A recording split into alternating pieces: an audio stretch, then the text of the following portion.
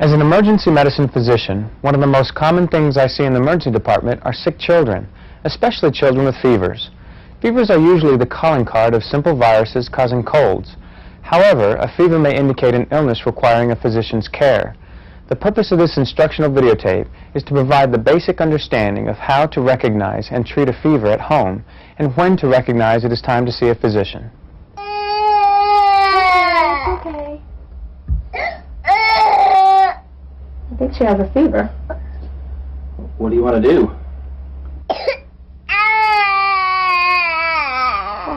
Oh, what should we do? What is a fever anyway?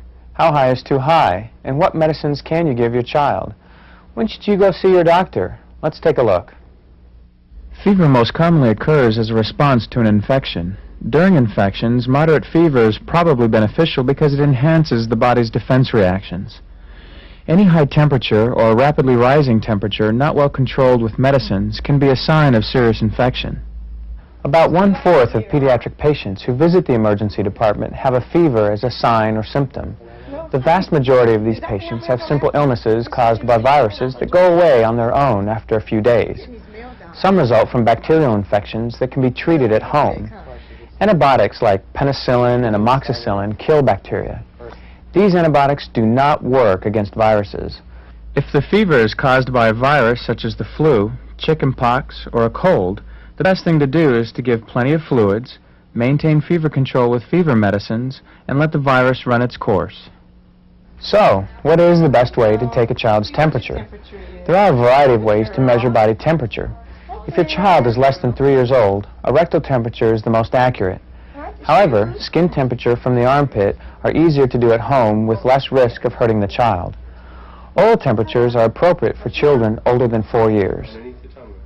Newborn children less than 1 month old do not get a fever from illness the way older children do. These newborns react to illness with poor feeding, inconsolable crying, difficulty breathing, or just plain do not look well. Any newborn child with these symptoms should be evaluated by a physician immediately. Any temperature greater than 100.4 degrees in a newborn child should be evaluated by a physician. Children between the ages of 1 and 3 months with temperatures greater than 100.4 degrees, despite giving fever medicines, should also be evaluated by a physician. Any child 3 months to 3 years old with a temperature greater than 102.2, despite medicines and fluids, should be evaluated. And any child with a temperature greater than 105 degrees should be taken to a physician immediately. Now that you've determined your child has a fever, what can you do about it at home?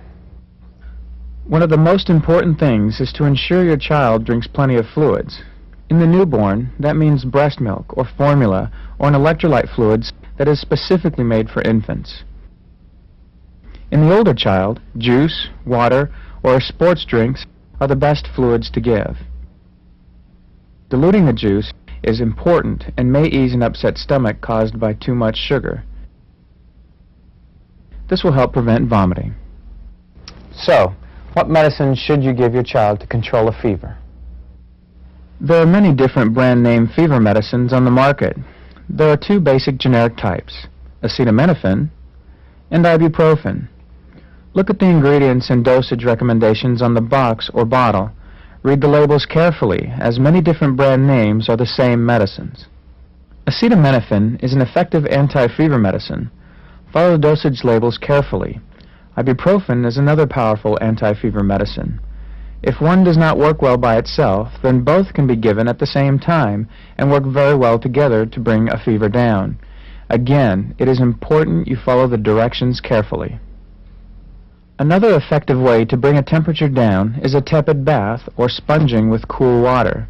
Do not bathe a child in cold water or ice water, and never sponge a child with alcohol. Bathing or sponging should be combined with fever medicines. One note about medicines: never give aspirin to a child with a fever, as it is associated with liver and nervous system complications. So, when should you bring your child to the emergency department? First, try to contact your child's pediatrician. As stated earlier, any child less than 1 month old who appears ill should be taken to a physician immediately. If you are unable to contact a pediatrician right away and your child has a fever, here are some general indications of when to bring your child to the emergency department. A fever that remains high despite fever medications. If the child does not drink fluids or is vomiting everything up. Shortness of breath or irregular breathing. A cough and a fever together. If the fever lasts longer than 4 days. If the child does not want to move his head or if his neck hurts. And any child less than 3 months old. Just think how you feel when you get a cold or a flu. Miserable. And that's how your child feels. The important thing is you know how your child acts when he or she gets a cold or a flu. Follow the important steps of giving plenty of fluids and proper fever medicines. If your child does not get better after a few days, or has one of those previously mentioned complications, and most importantly, if your child looks different or worse than their usual cold and flu self, then take your child to a physician immediately. The video you just saw focused upon common medical problems often encountered in an emergency department. Many of these problems can be managed by primary care physicians, such as family practitioners, internists, and pediatricians, and others. As a first step towards managing your health care, we urge you to contact your primary care physician, as they are typically acquainted with your medical history and can maintain continuity in your care. If you do not have a regular physician, we strongly encourage you to establish a relationship with one.